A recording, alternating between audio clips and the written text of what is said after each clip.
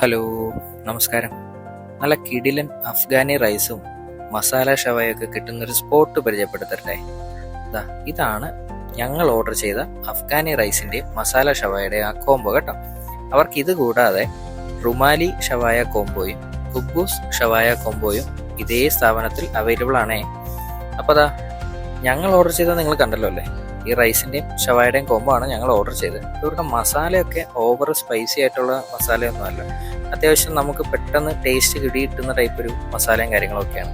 ചിക്കനൊക്കെ ആണെങ്കിൽ നല്ല വെൽ കുക്ക്ഡ് ആയിരുന്നു, പറയാതിരിക്കാൻ പറ്റില്ല. തൊട്ട് കഴിഞ്ഞാൽ പൊടിഞ്ഞു പോകുന്ന രീതിയിലായിരുന്നു ആ ചിക്കനൊക്കെ ഉണ്ടായിരുന്നത്.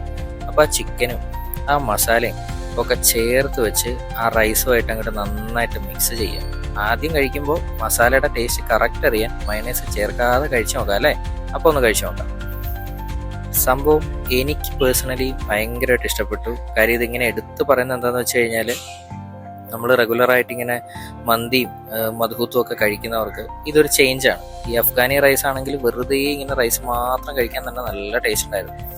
അപ്പോൾ അത് ആ ചിക്കൻ കണ്ടില്ലേ, ആ ചിക്കനിൽ നിന്ന് വീണ്ടും ഒരു പീസ് അങ്ങോട്ട് പൊട്ടിച്ചെടുത്തിട്ട് ആ മസാലയൊക്കെ ചേർത്ത് വെച്ച് നമുക്ക് കുറച്ച് മയണൈസും കൂടെ ചേർത്തൊന്ന് കഴിച്ചു നോക്കാം. ഇവരുടെ മയണൈസും എടുത്ത് പറയേണ്ടതാണ്. കാരണം എന്താണെന്ന് വെച്ച് കഴിഞ്ഞാൽ, ഞാനിപ്പോൾ കോഴിക്കോട് നിന്ന് കഴിച്ചിട്ടുള്ളതിൽ വെച്ച് അത്യാവശ്യം നല്ല, അല്ലെങ്കിൽ പെട്ടെന്ന് നല്ല ടേസ്റ്റ് കിട്ടുന്ന ഒരു മയണൈസ് ആയിരുന്നു ഇവരുടേത്. അത് ഞാനിങ്ങനെ എടുത്തു പറയും, കാരണം എനിക്ക് അത്രയ്ക്ക് ഇഷ്ടപ്പെട്ടിട്ടുണ്ട്. നമ്മൾ ആ മയണൈസും ആ ചിക്കനും ആ മസാലയൊക്കെ കൂടെ ചേർത്ത് വെച്ച് കഴിക്കുമ്പോൾ നമുക്കൊരു സംതൃപ്തി കിട്ടുന്നുണ്ട്.